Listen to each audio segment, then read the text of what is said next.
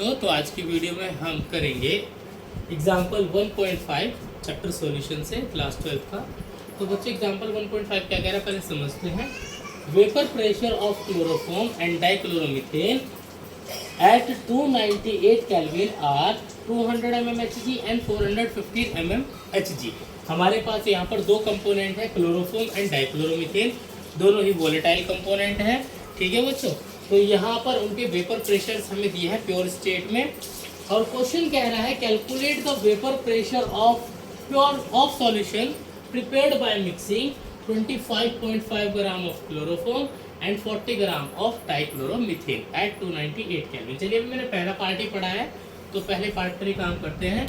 जो हमें गिवन दिया है उसको हम लिख लेते हैं। गिवन है हमारे पास क्लोरोफॉर्म और डाइक्लोरोमीथेन का प्योर स्टेट में वेपर प्रेशर, तो पी नोट मैं यहाँ पर क्या करता हूँ, मैं यहाँ पर मान लेता हूँ let A be chloroform CHCl3 and B is equals to dichloromethane CH2Cl2। तो इसका जो वेपर प्रेशर होगा उसको बोलेंगे प्योर स्टेट में है, क्योंकि क्लोरोफॉर्म जो है प्योर कंपोनेंट है। तो P nought is equals to कितना गिवन है 200 mmHg, और पी नोट बी कितना गिवन है, यहाँ पर गिवन है 415 mmHg। इसके बाद देखिए बच्चों, मुझे जो वेपर प्रेशर निकालना है वो सॉल्यूशन का निकालना है, और हम जानते हैं formula P is equals to PA plus PB, जहाँ पर PA और PB क्या है, partial pressures of A and B, और इनका फॉर्मूला होता है P is equals to PA का वैल्यू होता है P नोट ए का ये प्लस PB की वैल्यू जो होगी P नोट बी का बी। तो फॉर्मूला हमने जो यूज़ करना है P टोटल निकालने के लिए, टोटल प्रेशर निकालने के लिए सॉल्यूशन का, वो होगा P नोट ए का ये plus P nought A B का बी। तो यहाँ पर आपको मोल फ्रैक्शंस की रिक्वायरमेंट होगी, तो मोल फ्रैक्शंस के लिए आप फॉर्मूला जानते हैं, जिसके भी मोल निकालना है उसके मोल्स ऊपर अपॉन में टोटल मोल्स का सम। ठीक है, अब हमने यहाँ फॉर्मूला लगाने के लिए चलिए स्टार्ट करते हैं। जो हमारे पास फर्स्ट पार्ट में गिवन है वो मास गिवन है क्लोरोफॉर्म का, यानी कि WA गिवन है आपको 25.5 ग्राम एंड WB गिवन है आपको कितना 40 ग्राम। अब क्योंकि हमें मोल फ्रैक्शन के लिए क्या चाहिए, नंबर ऑफ मोल्स A के और B के, तो मोल्स के लिए फॉर्मूला था WA/MA। आपको क्या चाहिए, मोलर मास भी चाहिए। मोलर मास कैसे कैलकुलेट करते हैं आप करना जानते हैं। अब अगर हम क्लोरोफॉर्म के लिए करेंगे तो कार्बन का 12 प्लस हाइड्रोजन का एटॉमिक मास 1 प्लस 3 इंटू 35.5, ये आएगा 119.5 ग्राम पर मोल। देन MB कैसे निकालेंगे, कार्बन के लिए 12 plus hydrogen 2 into 1 plus 35.5 into 2, ये आएगा आपका 85 ग्राम पर मोल। अब आप यहाँ से मोल इजीली निकाल सकते हैं, आपके पास WA WB MA दोनों है, तो number of moles of A कितना आएंगे WA/MA। ये वैल्यूज यहाँ रख दीजिए, WA की वैल्यू 25.5, MA की वैल्यू 119.5, इनको डिवाइड कर दीजिए तो आपका number of moles of A आ जाएगा 0.213।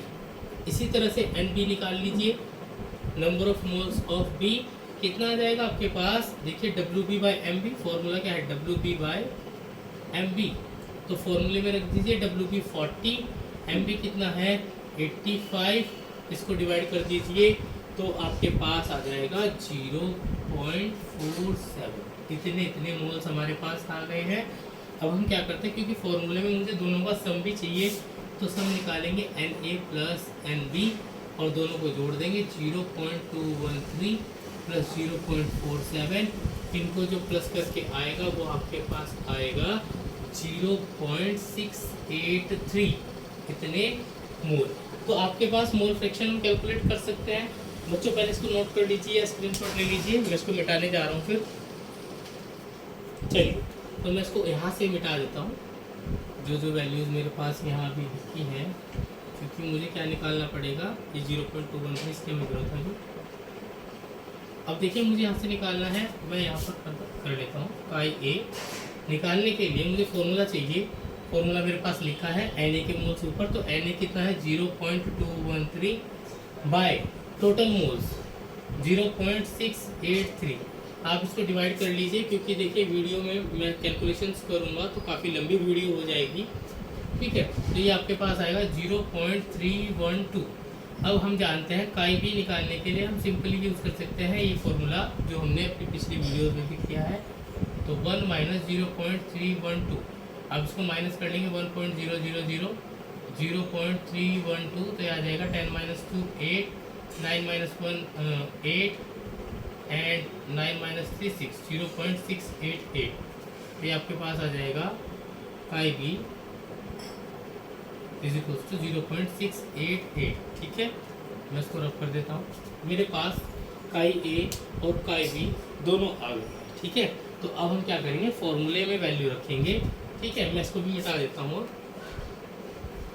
क्योंकि मेरे पास मोल फ्रैक्शंस आ गए हैं। तो फॉर्मूला हम लगाएंगे पी टोटल, या अलग अलग निकाल लेंगे क्योंकि हमें रिक्वायरमेंट होगी। तो हम पी ए अलग निकाल लेते हैं। Partial pressure of A is equals to P naught A chi A. P naught ए कितना आया हमारे पास, पी नोट ए हमारे पास है 200।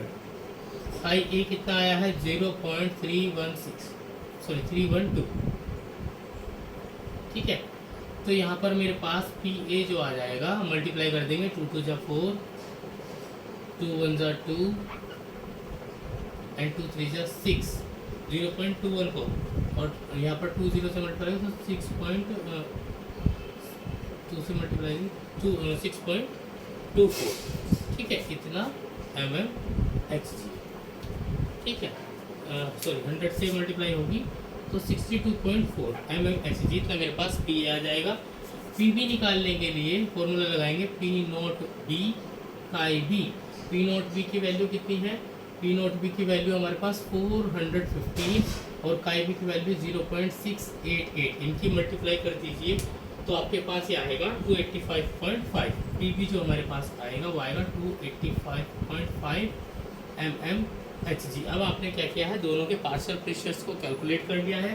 फॉर्मूला लगाइए P total is equals to P A plus P B. आप इनको प्लस कर दीजिए, 62.4 प्लस 285.5 कितना आएगा, देखिए यहाँ पर प्लस कर लेते हैं। 285.5 प्लस 62.4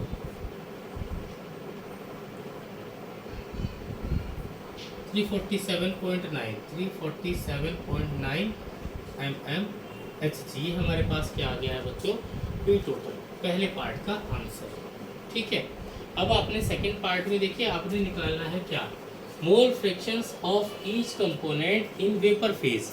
वेपर फेज में निकालना है मोल फ्रैक्शन। तो डाल्टन लॉ के अकॉर्डिंग वेपर फेज में जो फॉर्मूला लगेगा वो लगेगा, हमने मोल फ्रैक्शन यहाँ पर जो सॉल्यूट का माना है वो वाई ए माना है क्योंकि एक्स ए सॉरी काई ए काई बी हम निकाल चुके हैं। तो यहाँ पर सेकंड जो है उसमें लगेगा, अगर हमने ए का वेपर फेज में निकालना फॉर्मूला तो Y A is equals to P A by P total.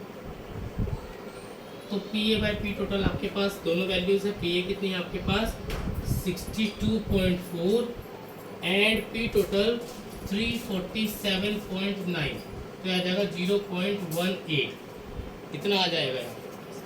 काई बी के लिए भी formula P B by P total, या आप इसको 1 में से माइनस करके भी निकाल सकते हैं। तो कितना आएगा, यहाँ पर पी बी है 285.5 बाय पी टोटल 347.9, तो 0.82 ये आपका है mole fractions in vapour phase. Clear है बच्चों, नेक्स्ट वीडियो लेकर आएंगे नेक्स्ट एग्जाम्पल के साथ, तब तक के लिए थैंक यू।